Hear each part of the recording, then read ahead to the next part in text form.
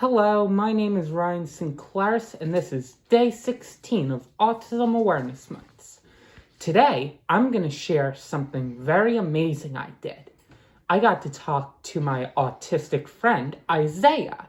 He got a phone for the first time, and I got to talk to him on my phone. Yes. And where is he from? He is from Atlanta. Yeah, one of the positives... Did I say that right? You did, Atlanta, yep. Yeah. One of the positive things that have come out of this is if this whole thing hadn't happened, Isaiah and you never would have met, and now you have a friend. Yeah, I have a new friend. Yep. So we have to think about the positives that come out of it.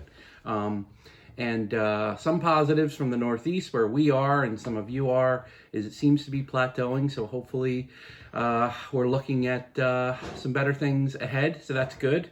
So today we want to talk about something. We've had a number of questions. So, we were going to talk to you about something called the red zone. I shared that earlier to the other class of what the feeling of it was. Yeah, you shared it in one of the other videos. Which is the other video. Yes. We talked about the zones of regulation and the fact that the red zone is the hardest one. And some people asked, how do you get out of the red zone? How do you prevent Ryan from getting into the red zone? And it's a really good question. The yellow zone, the key to the zones, I shouldn't say the key.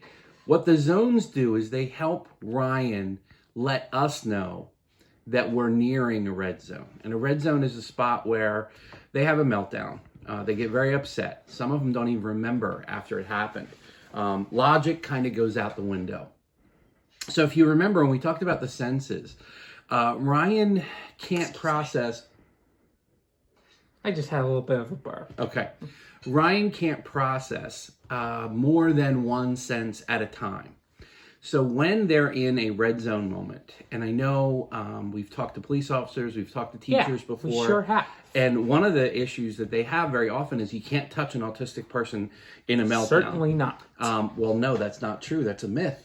Yes. It is a myth. You haven't heard of what a myth was. Do you know what a myth is? I just don't remember. Okay. A myth is kind of something that's not true. Yeah, something that not people true, think, which right. is false. Right. You know. So what we've learned in our house is when Ryan is in a meltdown, touch is something that is very helpful, but it's the right type of touch, doing it the right way. And the way to do that is to make eye contact and to remain calm. Autistic individuals will react the way you're reacting. We were just sitting at the table and Evan wasn't enjoying his dinner and wasn't going to eat it. I believe in him to enjoy his dinner because he's my brother. And Ryan was clearly worried. He was worried that Peggy and I were going to get mad. So he was going, oh, eat your dinner, eat your dinner, because he picked up on the vibe that we might be I'm trying upset. to help him out, you know. Yes, and also it's because he doesn't want anybody getting in the red zone. My brother along well with me. So they're very sensitive to conditions, reactions, especially of their parents and people they care about, their teachers. So when Ryan's in a red zone, it's very important to stay calm and to use a calm voice and to say you didn't do anything wrong, even if they did. But to give them that thought, you didn't do anything wrong and nobody's mad. And what I generally do, can you turn towards me, is to make eye contact with him so he knows that I'm here, even if he's very upset. And then I'll gently take his hands, okay? And I'll look at him and say, you didn't do anything wrong. It's okay. It's okay. I know. Calm down. I know. And then usually that'll be followed by a hug. Ryan likes deep hugs. We've talked about that before, like a good squeeze. Yeah. And he often will do a rub and a pat. Rub and a pat, which is something I used to do when he was real little, but he still remembers. You know when I was little.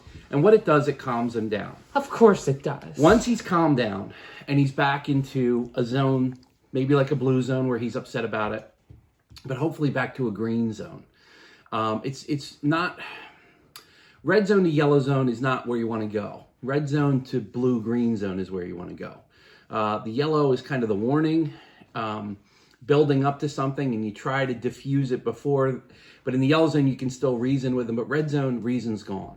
Then what you do is you look at the antecedent, which is a fancy word for the cause. What caused it? And that sometimes takes some work. Sometimes you might not even know what it is. It could have been something that happened at school that you weren't there for that they've been worried about all day. But the important thing is to make them feel safe, to make them feel secure, to let them know they're okay. The reason the touch works is, as I said before, they can't process more than one sense at a time.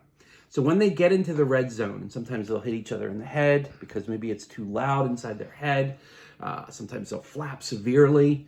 The touch causes all the other senses to shut down except for touch. It kind of overrides it. It kind of reboots it. It's kind of Control Alt Delete. You know, it resets everything, and they can look.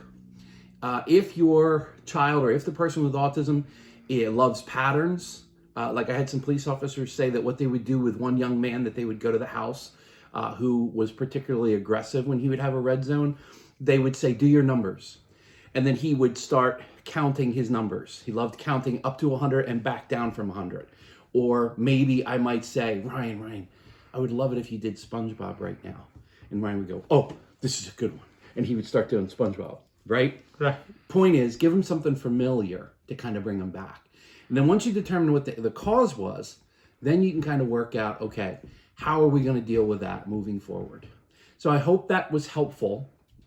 I know individuals with autism having tantrums can be scary, can be upsetting.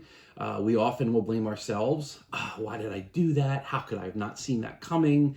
How could I have made that mistake? As parents, we're real hard on ourselves. As teachers, we are as well. But the thing is, autism leads to these kind of blowouts that happen from some time to time because they're dealing with factors that there's so many other factors they're dealing with that are amplified, that are upsetting, to where your incident, whatever it was, the slightest change could be the straw that breaks the camel's back. And boom, okay? All right, so to change the tone, Ryan's wearing a pretty fun sweatshirt today. Do you know there's an episode of SpongeBob SquarePants called Fun? It has a great song called the Fun Song for when SpongeBob is singing it with his funniest friend, Plankton. Can you see it, Evan? Because all right, you want to do it?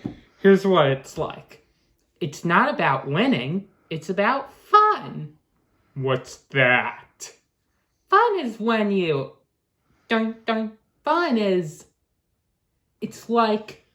It's kinda... Sorta like, What is fun? Let me spell it for you. F is for friends who do stuff together. U is for you and me.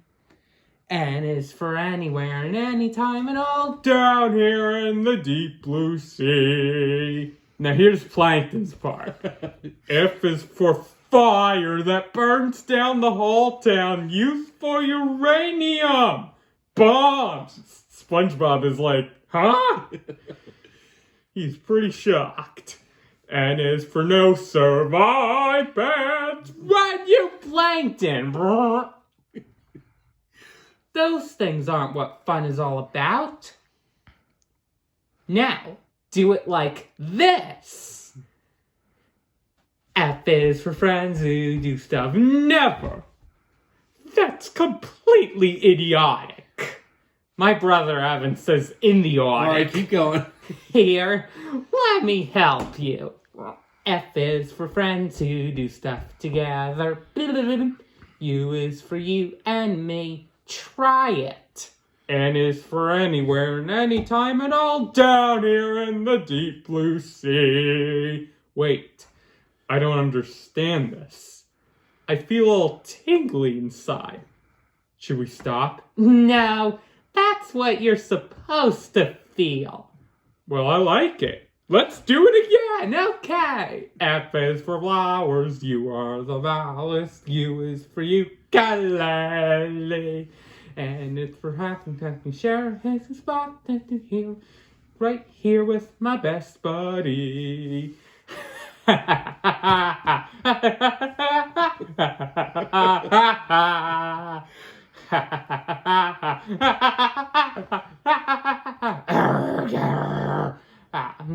right, is that it? Yeah. All right, It's one of my best songs ever. Very good. So that's it for tonight, and we'll see you tomorrow. Stay safe. See you tomorrow.